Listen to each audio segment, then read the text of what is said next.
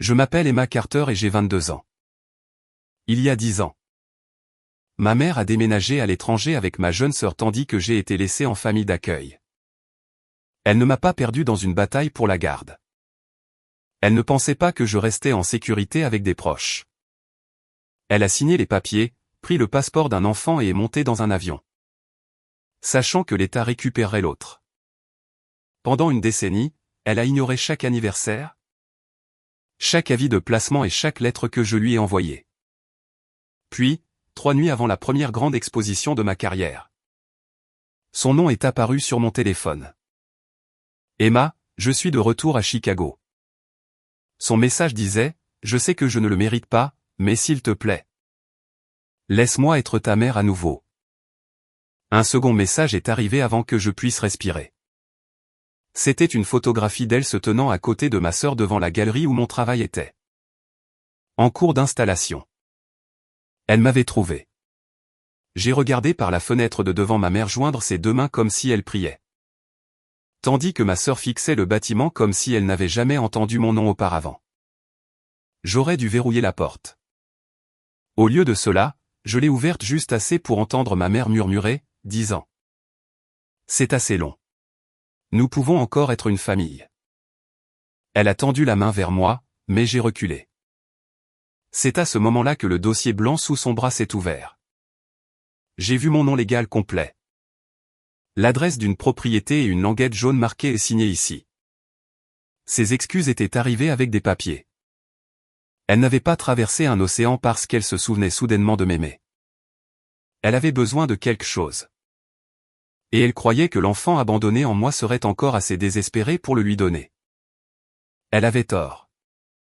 Avant que je vous dise pourquoi elle est vraiment revenue et ce qui s'est passé quand elle est entrée dans mon exposition, dites-moi quelle heure il est, où vous êtes et d'où vous regardez. Je veux voir jusqu'où cette histoire d'abandon, de vérité et de conséquences voyagera.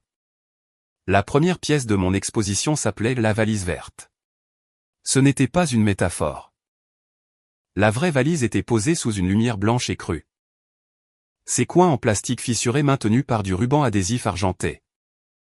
Exactement comme il l'était le matin où ma mère, Clara, m'a conduite au centre d'évaluation pour la jeunesse de Lakeshore. J'avais 12 ans. Ma sœur, Lily, en avait 9. Notre père, Daniel, était décédé 5 ans plus tôt. Et après cela, Clara a divisé notre petite famille en 2 catégories. L'enfant qui rendait la vie plus facile et l'enfant qui se souvenait de trop de choses. Je me souvenais des factures impayées cachées derrière les boîtes de céréales. Je me souvenais de son nouveau petit ami qui appelait de Londres après minuit. Je me souviens l'avoir entendu dire qu'il avait de la place pour un enfant sans complications. Suivi du silence de ma mère. Lily était douce, confiante et assez jeune pour accepter n'importe quelle histoire que Clara lui racontait. Moi, je posais des questions. Cette différence a décidé laquelle de nous deux recevrait un billet d'avion. Clara m'a dit que le centre d'évaluation était un programme temporaire pour les enfants en difficulté avec le deuil. 3 semaines, a-t-elle promis en zippant mes vêtements dans la valise verte. Tu peindras, tu parleras à quelqu'un et tu rentreras plus forte. Elle m'a même laissé emporter Howard, l'ours brun usé à côté duquel je dormais depuis le décès de mon père. Lily m'a serré dans ses bras dans le couloir et a dit qu'elle me garderait le siège près de la fenêtre pour notre voyage d'été. Clara se tenait derrière elle, une main sur les clés de la voiture, et ne voulait pas croiser mon regard. Au centre, une réceptionniste a mis un bracelet en papier autour de mon poignet pendant que Clara signait des formulaires à un comptoir. Je n'arrêtais pas de regarder la porte parce qu'elle avait promis d'attendre. Quand j'ai fini de répondre aux questions, sa chaise était vide. La conseillère qui m'a trouvé là s'appelait Mara Patel. Elle s'est assise en face de moi avec l'expression prudente que les adultes utilisent quand ils savent que la vérité va bouleverser la vie d'un enfant. Clara ne m'avait pas inscrite à un programme de deuil de 3 semaines. Elle avait demandé un placement d'urgence par l'État, affirmé que j'avais de graves problèmes de comportement et n'avait indiqué aucun parent disposé à me prendre. Son vol pour Londres était parti 40 minutes plus tôt. Lily était à ses côtés. J'ai appelé le numéro de ma mère jusqu'à ce que la voix enregistrée me dise que la ligne avait été Déconnecté. J'ai écrit 3 lettres à Lily ce mois-là. Dans la première, je lui disais que le programme prenait plus de temps que prévu parce que je ne voulais pas qu'elle ait peur. Dans la deuxième, je lui demandais si elle aimait Londres. Dans la troisième, j'ai cessé de protéger notre mère et j'ai écrit. Elle m'a laissé ici. Est-ce qu'elle t'a dit pourquoi? Aucune de ces lettres n'a reçu de réponse. Des années plus tard, j'apprendrai que Clara les avait toutes interceptées. Lors de ma première audience au tribunal de la famille. Elle est apparue par vidéo depuis un appartement luxueux à Londres et a dit au juge que me relocaliser serait perturbant pour mon traitement. J'ai essayé d'interrompre, mais son avocat a qualifié ma réaction de preuve d'instabilité. Le tribunal a ordonné un plan de réunification. Clara a manqué toutes les séances de conseil prévues. Puis a signé un accord de résiliation volontaire 8 mois plus tard. Elle a gardé Lily. Sa nouvelle vie est l'histoire selon laquelle je recevais des soins spécialisés en Amérique. L'État m'a gardé. Ce soir-là, Mara m'a rendu ma valise verte et m'a dit que j'allais dans une famille d'accueil. À l'intérieur, j'ai trouvé Howard, 2 chemises. Un jean et une brochure d'aéroport pliée pour Londres que Clara avait dû emballer par erreur. Un cercle rouge avait été dessiné autour de 2 sièges sur le plan du vol. Il n'y avait jamais eu de 3e siège. Pendant 10 ans, j'ai gardé cette brochure. Maintenant, elle reposait à l'intérieur de la première vitrine de mon exposition. À côté de la demande de placement signée par Clara. Les visiteurs liraient éventuellement la phrase qu'elle avait écrite de sa propre main. Une relocalisation internationale n'est pas appropriée pour Emma en ce moment. Appropriée pour qui? C'était la question à laquelle j'avais consacré une pièce entière pour y répondre. La deuxième salle de l'exposition était construite autour d'un étroit registre rouge. Mara me l'avait donné pendant ma première semaine en famille d'accueil parce que je n'arrêtais pas de poser des questions auxquelles aucun adulte ne pouvait répondre. Elle m'a suggéré de noter chaque promesse que les gens me faisaient. Non pas parce que toutes les promesses étaient des mensonges, mais parce que les écrire m'empêcherait de croire que je les avais imaginées.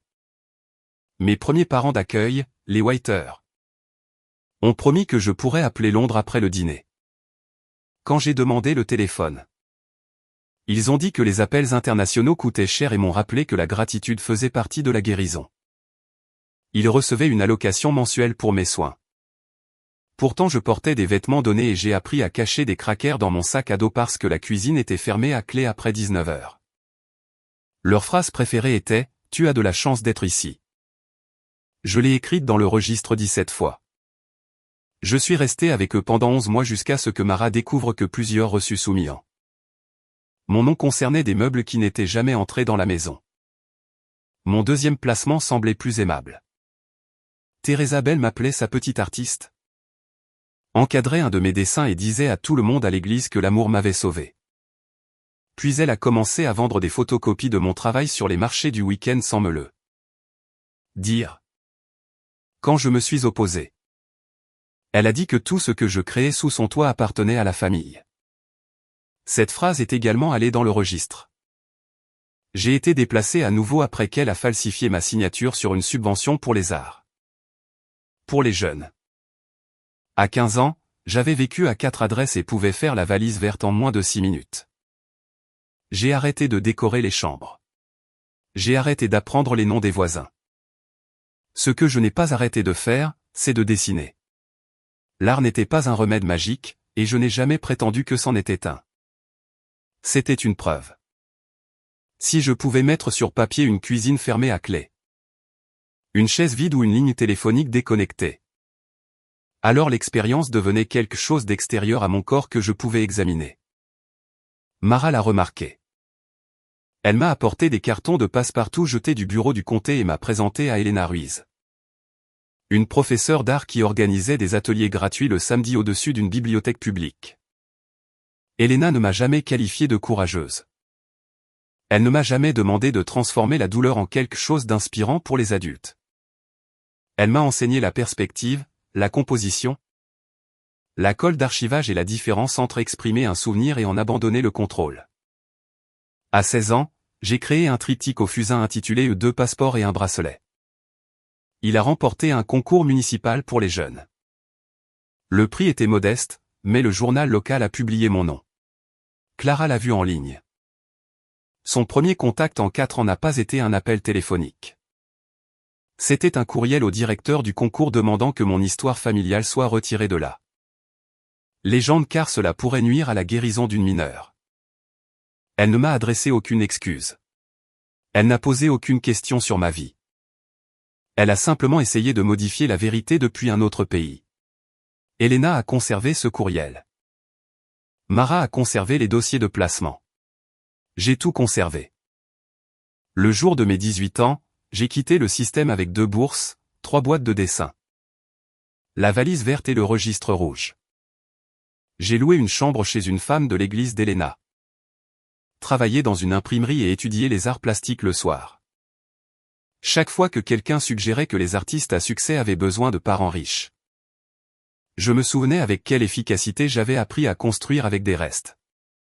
4 ans plus tard, la Alperne Contemporary m'a sélectionné pour sa résidence d'artiste émerge et m'a offert une exposition solo de cette salle.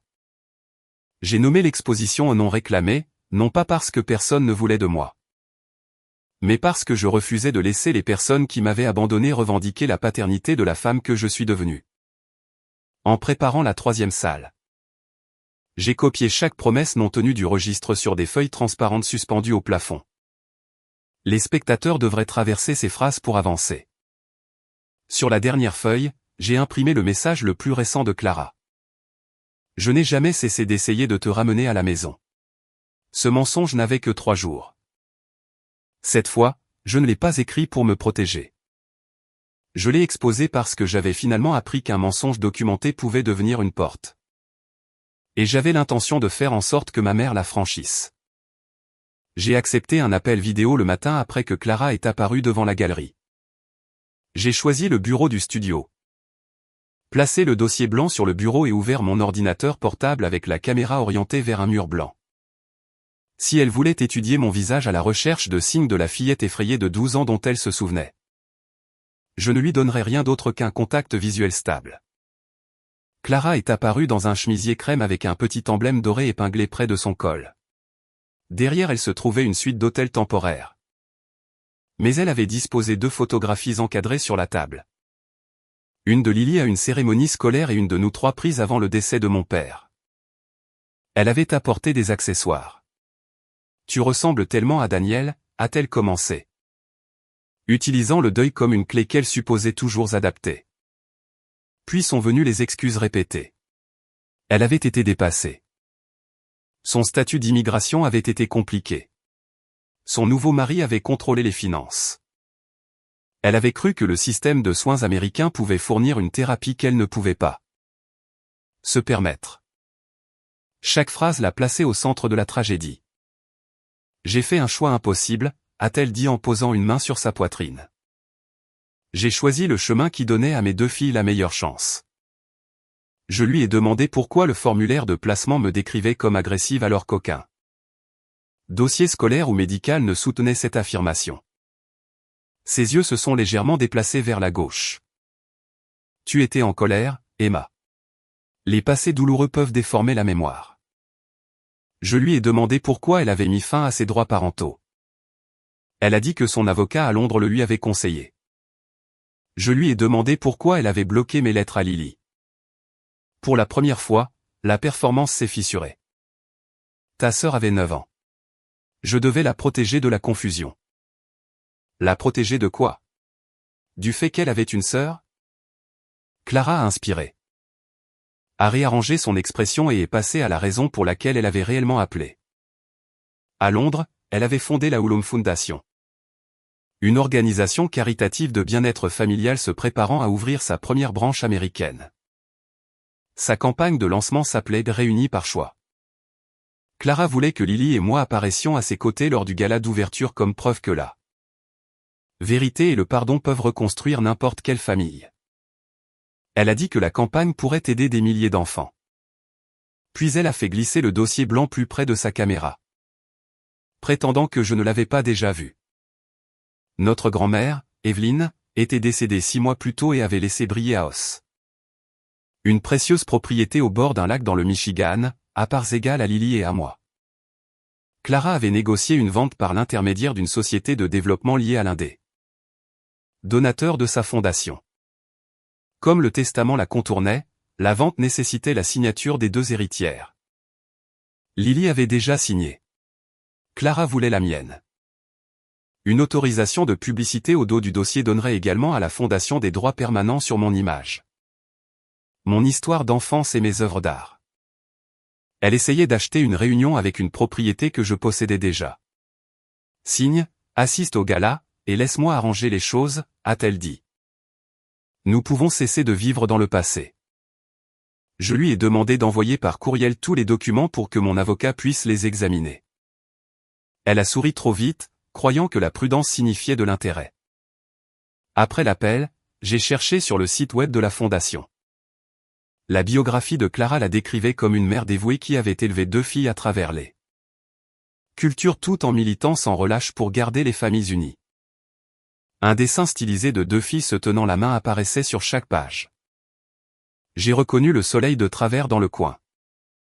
J'avais dessiné l'original à 10 ans pour l'anniversaire de ma mère. Clara avait pris mon dessin, enlevé mon nom et l'avait transformé en logo pour une organisation axée sur la préservation de la famille. Le site annonçait que moi, Emma Carter, artiste acclamée de Chicago, je dévoilerais une installation collaborative avec ma mère lors du lancement américain. Je n'avais jamais accepté. Elle avait déjà vendu notre réconciliation aux donateurs. J'ai téléchargé chaque page, enregistré la vidéo promotionnelle et envoyé les fichiers à un avocat de confiance d'Elena. Puis j'ai répondu à Clara avec 6 mots. Je suis disposé à vous écouter. Ce n'était pas du pardon. C'était la permission pour elle de continuer à parler. Les gens qui dépendent des mensonges s'exposent souvent lorsqu'ils croient que la vérité a finalement capitulé. Mais combien révélerait-elle si je la laissais penser que la fille qu'elle avait abandonnée voulait encore une mère au point de signer n'importe quoi? Clara a choisi un restaurant surplombant la rivière Chicago pour notre première rencontre privée. Un endroit avec des murs de verre et des tables suffisamment espacées pour les secrets. Je suis arrivé en avance et j'ai demandé une place face à l'entrée. Elle est arrivée avec 10 minutes de retard, portant la même épingle dorée de la fondation. Mais elle n'était pas seule. Lily marchait à ses côtés. Ma sœur avait maintenant 19 ans. Avec les yeux sombres de notre père et la posture prudente de quelqu'un entrant dans une pièce après une dispute qu'elle n'avait pas entendue. Clara ne nous avait prévenus ni l'une ni l'autre. Elle m'a serré dans ses bras avant que je puisse décider de bouger ou non. « Regarde-toi » a-t-elle murmuré assez fort pour que Lily l'entende. « Ma belle-fille. » Je n'ai pas rendu l'étreinte, mais je ne l'ai pas repoussée. Clara a pris la retenue pour de la faiblesse et a commencé à diriger la réunion comme un régisseur. Elle a commandé du champagne, a demandé au serveur de prendre une photo et a placé Lily à côté de moi. Lily n'arrêtait pas d'étudier mon visage. Finalement, elle a dit « Maman m'a dit que tu avais choisi de rester à Chicago parce que tu avais une bourse dans un internat thérapeutique. » La main de Clara s'est resserrée autour de son verre. Voilà, l'histoire qu'elle avait utilisée pendant 10 ans. J'ai demandé à Lily ce qu'on lui avait dit d'autre. Elle a dit que j'avais refusé les appels parce que je leur en voulais d'avoir déménagé. Elle a dit que Clara lui avait montré une enveloppe retournée comme preuve que je ne voulais aucun contact. J'ai ouvert mon sac et j'ai placé des copies de mes 3 lettres d'enfance sur la table. Chacune portait un tampon d'admission du centre d'évaluation. Aucune n'avait été retournée. Je les ai écrites pendant mon premier mois en placement d'état, ai-je dit. Lily a lu les premières lignes, puis a regardé notre mère. Clara s'est penchée en avant. Emma, pas ici. Tu as promis de m'écouter. Je n'avais rien promis. Pourtant, j'ai fermé le dossier. Je n'allais pas utiliser Lily comme une arme en lui jetant 10 ans de trahison au visage entre les hors d'œuvre. Clara en avait assez fait à nous deux. J'ai plutôt posé des questions sur Brie House. Lily a expliqué que Clara avait dit que la vente financerait le programme américain de la fondation et paierait le reste des frais de scolarité de son école de design à Londres. Cette affirmation ne correspondait pas au contrat. Le promoteur enverrait la plupart des profits à une société de holding privée tandis que la fondation ne recevrait qu'une petite commission de partenariat communautaire. J'ai demandé à Clara qui possédait la société de holding. Elle a souri et a dit que la structure financière était trop compliquée pour le dîner. Puis elle a sorti un stylo plume et a posé la page de signature à côté de mon assiette. Cela peut être la première chose que nous faisons ensemble en tant que famille. J'ai retourné la page sans la signer. Une famille ne commence pas avec une renonciation aux réclamations. Lily est restée immobile. La phrase apparaissait dans les plus petits caractères du contrat. En signant, je renoncerai à toute contestation de la gestion par Clara des biens de notre grand-mère et à toute utilisation passée de mon nom ou de mes œuvres d'art. La voix de Clara s'est faite plus basse. Ta grand-mère voulait la paix. Ne transforme pas son dernier cadeau en une autre accusation. J'ai demandé pourquoi Evelyne nous avait laissé la propriété directement si elle faisait confiance à Clara pour la gérer. Le visage de Clara s'est durci une seconde avant que le sourire ne revienne. Elle a changé de tactique et a commencé à parler de l'avenir de Lily. De la date limite des frais de scolarité. De l'embarras qu'une vente retardée pourrait causer aux donateurs. Chaque phrase me demandait de prouver mon amour en sacrifiant quelque chose. C'était le même test que les Whiter avaient appelé la gratitude et que Teresa Bell avait appelé la famille. Seule la nappe était plus chère. J'ai dit à Clara que j'envisagerais d'apparaître au lancement de la fondation si cela avait lieu à l'intérieur de mon exposition le vendredi. Ses yeux se sont illuminés. Elle imaginait des caméras, une réconciliation et ma signature livrée sous les applaudissements. J'ai ajouté une condition. Lily et moi avions besoin de temps seul avant tout événement public. Clara s'est opposée immédiatement. Puis s'est adoucie quand je lui ai demandé si elle faisait confiance aux filles qu'elle prétendait avoir élevées. Elle a accepté parce que refuser aurait exposé sa peur. Dans le hall, Lily m'a glissé une serviette en papier plié dans la main pendant que Clara appelait la voiture. Un numéro de téléphone était écrit à l'intérieur avec 5 mots. S'il te plaît, dis-moi ce qui s'est passé. Cette nuit-là, je lui ai envoyé un texto avec une photographie. Le formulaire de placement portant la signature de Clara, et une adresse pour le lendemain matin. Mon plan n'avait jamais inclus d'éloigner ma sœur de notre mère. Mais la vérité faisait déjà ce que je n'avais pas prévu. Donnant à Lily un choix pour la première fois. Lily est arrivée seule à mon studio et sans l'épingle de la fondation que Clara lui avait donnée. J'avais disposé les dossiers chronologiquement sur une table de travail. La demande de placement d'urgence, les séances de réunification manquées, l'accord de résiliation. Mes lettres, le courriel de Clara au concours d'art pour les jeunes. Le contrat de Brier House et des captures d'écran du site web de la fondation. J'ai dit à Lily qu'elle pouvait s'arrêter à tout moment. Elle a tout lu. Le moment le plus difficile n'a pas été la colère. C'était la reconnaissance. Elle s'est souvenue de l'appartement de Londres la nuit où j'ai disparu de sa vie. Clara avait enlevé toutes les photographies me contenant avant que les déménageurs ne déballent. Elle a dit à Lily que mentionner mon nom pourrait déclencher ma maladie et empêcher ma guérison. Pendant des années, Lily avait obéi parce qu'elle croyait que le silence était un acte d'amour. À 14 ans, elle a trouvé une vieille photo de nous dans un livre de cuisine et a demandé si elle pouvait m'écrire. Clara a prétendu que mon thérapeute avait interdit tout contact. À 17 ans, Lily m'a cherché en ligne, mais Clara a découvert l'historique du navigateur. Lui a montré un faux courriel dans lequel je demandais prétendument à être laissé seul. Et l'a fait s'excuser d'avoir violé la limite d'Emma. Lily a sorti son téléphone et m'a montré une capture d'écran qu'elle avait secrètement conservée. Le faux message contenait une erreur d'orthographe américaine que je n'aurais jamais remarquée. Mais il était daté de 2 ans avant que l'adresse électronique n'existe. Notre mère avait fabriqué mon rejet pour empêcher ces 2 filles de comparer leurs histoires. Lily a également apporté l'accès à un lecteur partagé de la fondation. Elle avait fait du travail de design non rémunéré pour Clara et pouvait voir les premières ébauches de la campagne. Un document décrivait notre réunion comme un événement de conversion à haute émotion censé débloquer 3 millions de dollars de dons américains.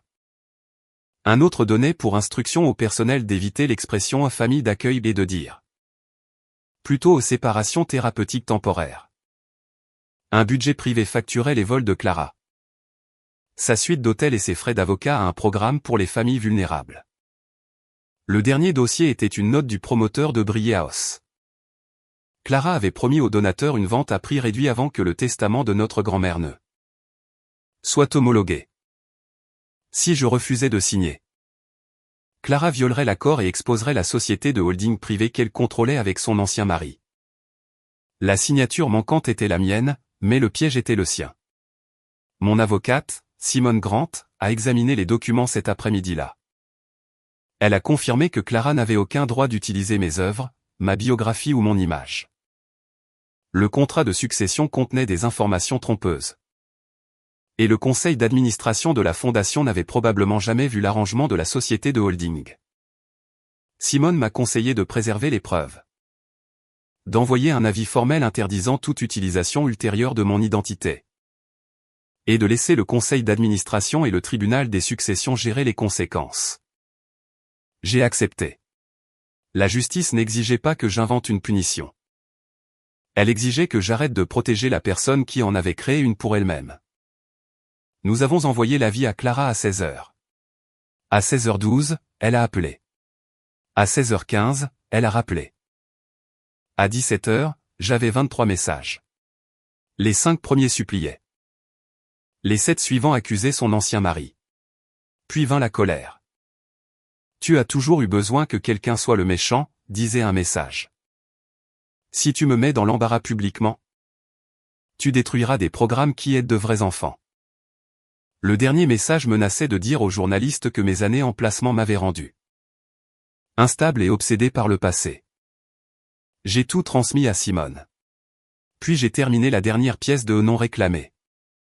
C'était un mur de miroir recouvert d'une reproduction en vinyle de la biographie de la fondation de Clara.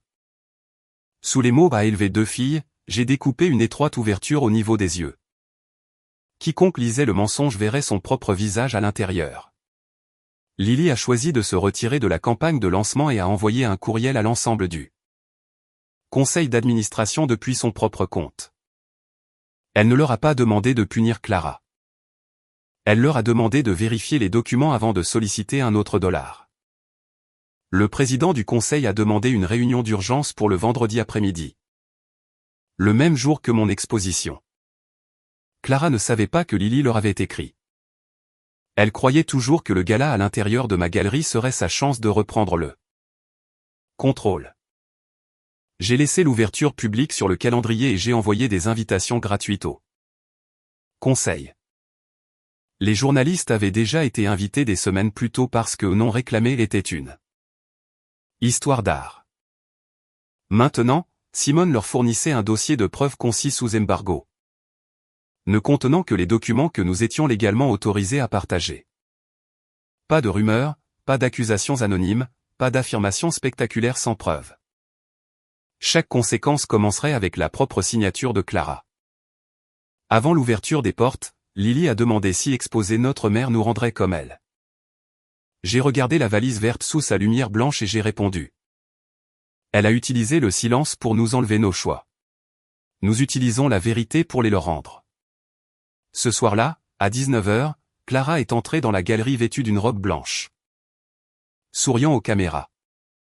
Complètement inconsciente que tout le monde dans la pièce avait déjà lu le document qu'elle avait besoin que je cache.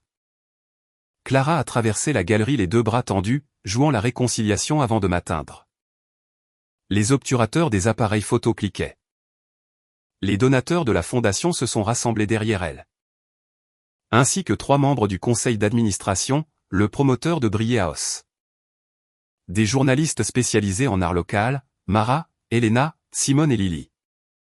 Ma mère a fait la bise à côté de ma joue et a murmuré. Nous pouvons encore arranger ça si tu te comportes comme une adulte. Puis elle s'est tournée vers la foule et a annoncé que non réclamé était un témoignage du courageux voyage d'une famille vers l'amour. Elle n'avait regardé attentivement aucune œuvre. Je me suis approché du microphone et j'ai remercié tout le monde d'être venu. Ma voix ne tremblait pas. J'ai expliqué que l'exposition contenait 7 œuvres connectées. Chacune construite à partir d'un objet ou d'un document conservé pendant mes 10 années loin de ma famille. La première salle contenait la valise verte et la brochure de l'aéroport montrant 2 sièges. Encerclé. La deuxième exposait la demande de placement de l'écriture de Clara. La troisième forçait les visiteurs à traverser les promesses non tenues copiées de mon registre. Rouge. La quatrième projetait mes lettres sans réponse à côté des dates où Clara a dit à Lily que j'avais demandé le silence. La cinquième montrait mon dessin d'enfance à côté du logo de la fondation avec ma signature. Original restauré. La sixième plaçait le contrat de Brillé House sur un diagramme transparent de la société de holding et de ses bénéficiaires financiers. Dans la septième, la biographie publique de Clara couvrait le mur de miroir. Pendant que je parlais, la pièce a changé. Les donateurs ont cessé de sourire. Les membres du conseil se sont approchés des documents. Le promoteur a baissé la tête et a commencé à taper sur son téléphone. Clara est restée à côté de moi, mais la chaleur a disparu de son visage. Ceci est une affaire de famille privée, a-t-elle interrompu. J'ai regardé la bannière de la fondation qu'elle avait installée sous mon œuvre. Vous en avez fait une campagne de financement. Elle a tendu la main vers le microphone. Simone s'est avancée et lui a calmement rappelé que la galerie n'avait pas accordé la permission pour un discours. Clara s'est tournée vers Lily. Dis-leur, a-t-elle exigé. Dis-leur que j'ai sauvé notre famille. Lily s'est approchée du microphone en tenant les 3 lettres que j'avais écrites quand elle avait 9 ans. Ma sœur ne m'a pas abandonné, a-t-elle dit. Ma mère nous a menti à toutes les deux, et je retire mon nom. Mon image et mon travail de la Fondation Oulôme. Elle n'a pas crié.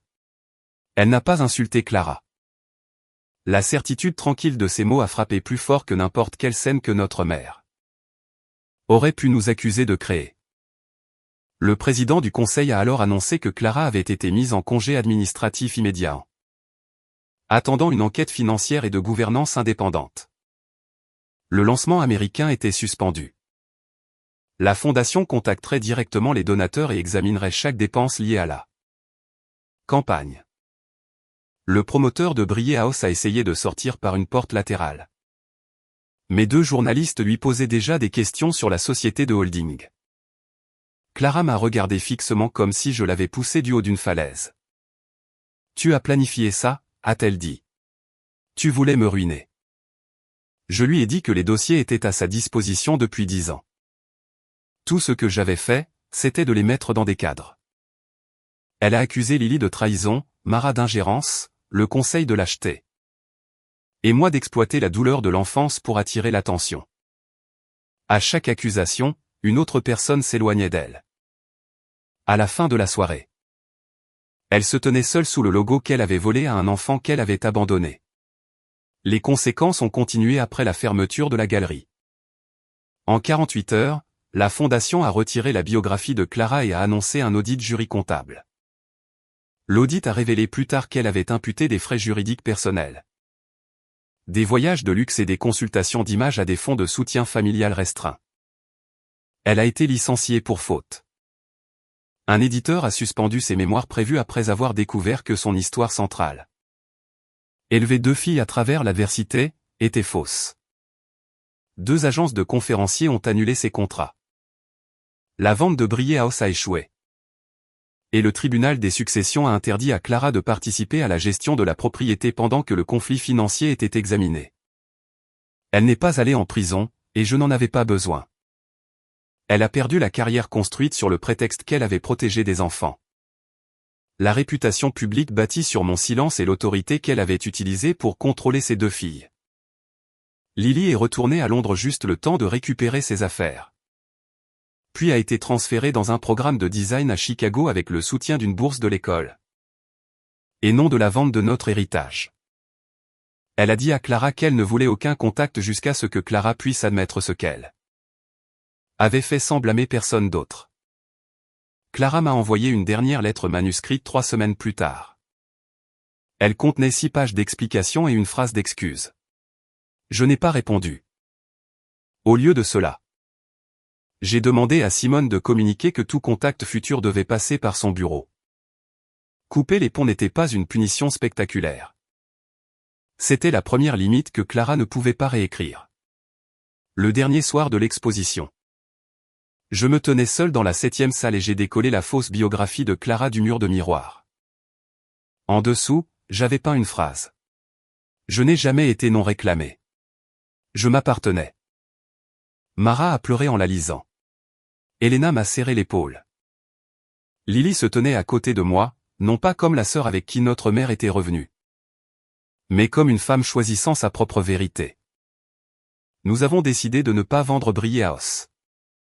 Une fois la succession réglée, nous l'avons loué à une organisation à but non lucratif qui offrait des retraites en studio et des cliniques juridiques gratuites pour les jeunes adultes quittant le système de placement familial. Les revenus couvraient les frais de la propriété, et aucune de nous n'a donné le contrôle à Clara. Les gens ont plus tard qualifié l'exposition de justice karmique.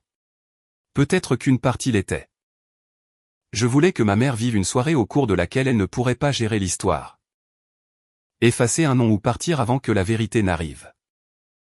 Mais la plus grande victoire n'a pas été de voir sa réputation s'effondrer.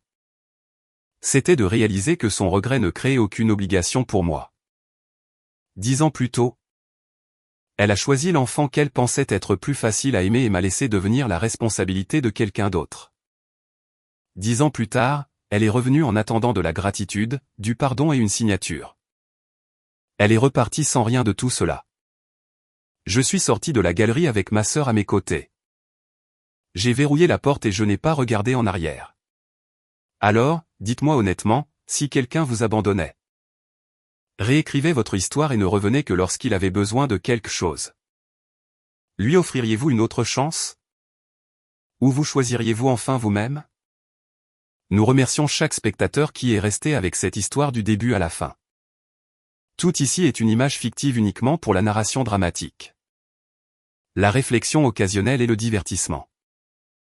Nous espérons que le message final est le suivant: après une trahison, une déception ou un traitement injuste, vous avez toujours le droit de reconstruire votre confiance, de protéger votre paix et de devenir quelqu'un qui n'a plus besoin d'être choisi par ceux qui n'ont pas su vous valoriser.